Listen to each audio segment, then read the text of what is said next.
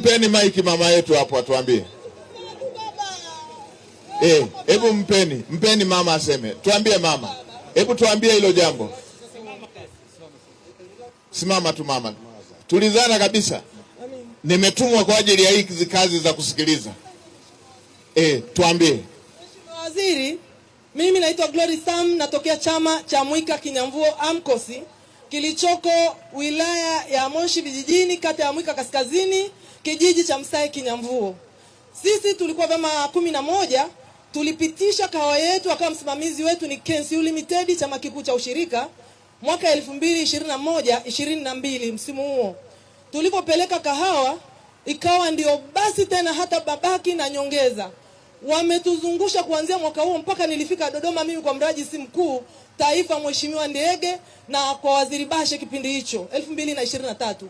Wakatuma tume wakaikagua KNCU na kuichunguza, na tume ile ilirudi ikaonyesha kwamba wakulima wana haki ya kulipwa, maana hakuna walikofanya makosa.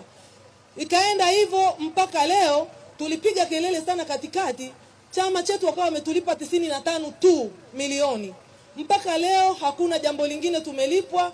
Tuko hapo tunalia, miaka 5 watu wamekufa, tumebaki wajane, hakuna tunacholipwa. Na mara ya mwisho majibu yao, chama kikuu kwa kutokuona aibu, mwenyekiti anatuambia mtatembea na viatu vitaisha.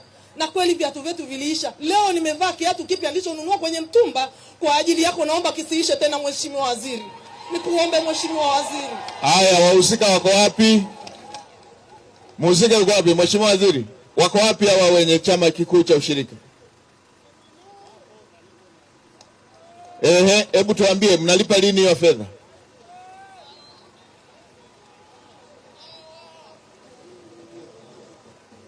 Tuambie mnalipa lini?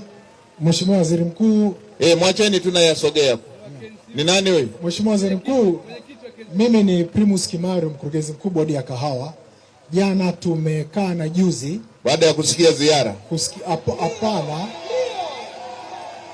Haya, tuambie mnalipa lini hiyo fedha? KNCU amekubali kwanza tulifanya uhakiki wa madai upya, na mwenyekiti wa KNCU ni huyo hapa.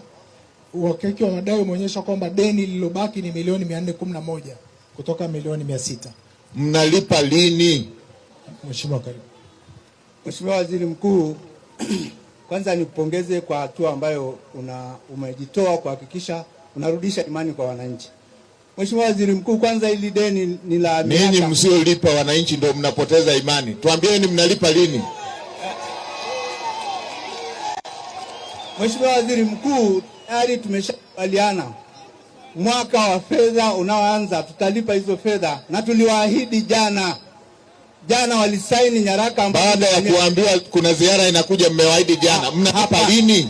Hapana, mwaka kesho tutalipa hizo fedha kwa installment, na Mheshimiwa Mradi alishawahakikishia kwamba pesa zinalipwa, na mimi nimeteuliwa hapa na miaka 2 pale baada hilo tatizo kutokea, na nimeanza kushughulikia.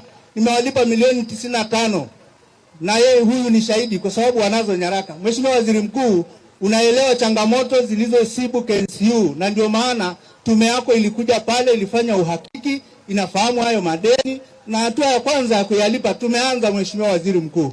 Na chama hakiwezi kulipa hizo fedha kwa wakati mmoja, lakini kuhakikishia hapa tutazilipa kwa installment kadri chama kitakavyopata pesa, na tumekubaliana nao jana. Mlichukua kahawa yao hamkuchukua?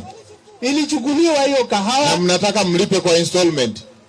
Tangu mwaka 2023 mnataka mlipe kwa installment. Zimelipwa Mheshimiwa Waziri Mkuu. Rajisi yuko wapi? Hawa si wana mali hawa? Iuzwe hata mali wananchi walipwe. Nyie si mna mali zenu? Ndio tunazo Mheshimiwa Waziri Mkuu. Ninyi mnakaa mnadunda, wananchi hawana amlipi fedha yao. Sasa sikiliza, mrajisi yuko wapi? Hebu tuambie hawa si unajua mali zao? Wana nini na nini? Wana mashamba. Wana majengo, wana mashamba. Tafuteni, mkuu wa mkoa simamia, tafuteni kimoja wapo kiuzwe, milioni 400 ipatikane, hawa watu walipwe mara moja.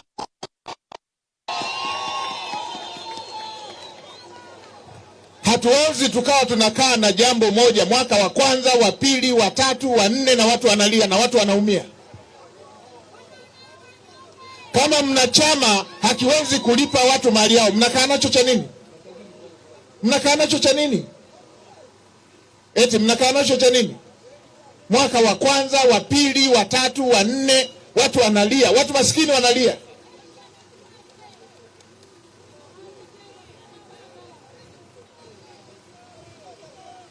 Hii tabia ya kuzoea matatizo ya watu, shida za watu, kero za watu, machozi ya watu, watu wakilia nyie mnaona wamewasalimia tu.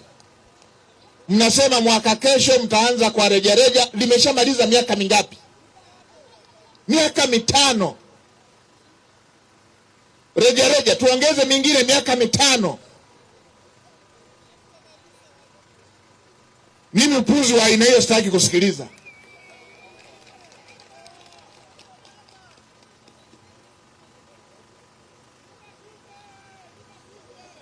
Niambieni mnauza lini, mnalipa lini? Msipofanya hivyo nikija ziara nyingine na wagawia. Haya, niambieni mnalipa lini? Mtamaliza lini mlipe hiyo kwa mara moja?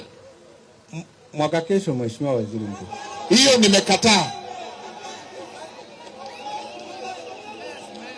Mmeshapewa tangu miaka 5 iliyopita. Tunakaa na bodi mara moja kuhakikisha hizo fedha. Mnakaa lini? Mnakaa lini? Bodi yenu inakaa lini? Wiki ijayo. Leo siku gani? Leo Ijumaa. Haya, mnakaa siku gani? Jumatano. Jumatano mkae mtoke na majibu. Nitakuwa bado niko kanda ya kaskazini hapo. Sawa Mheshimiwa. Mkuu wa mkoa uje nao uniambie wametoka. Mkija na majibu ya ovyo nitaweka ndani mpaka tuwalipe kwanza hawa watu ndio mtoke. Sawa Mheshimiwa.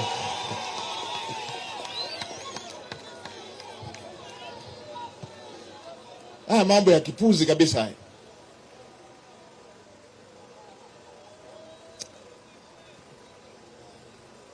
Haya mambo ya kipuzi, msiniletee mimi mambo ya kipuzi ya kipumbavu haya. Jumatano nataka mkae mtoke na jawabu. Mambo ya mwaka kesho nimekataa. Mseme mnalipa nini, mtalipa lini, tafuteni mtakachouza, mwalipe watu fedha zao. Mimi mnakaa na vitu vyenu alafu fedha za watu mmekaa nazo. Au tuweke na riba mliokaa na fedha za watu hizo.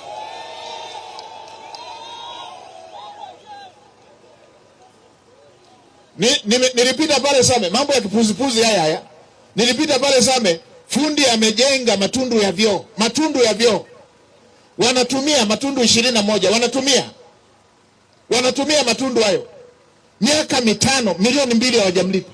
Mambo ya kuzoea na kupuza shida za watu. Mkishaudhi nikikasirika, mnaanza eti atachukiwa, mbona anakasirika? Hata nikichukiwa, mtoto wa Kichaga alishanipenda nimeoa. Mnahangaika na mimi nini? Mambo ya kipuzi kabisa haya. Jumatano hiyo bodi ikae, nataka nipate Jumatano mkishamaliza kikao. Nataka katibu, Jumatano tutakuwa wapi?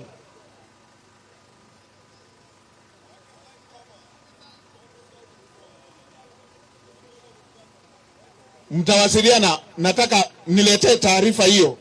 Na ninyi mnaodai siku napata taarifa aje mje na mwakilishi awepo hapo. Nataka mje mniambie sio mwaka kesho. Sitaki habari ya mwaka kesho.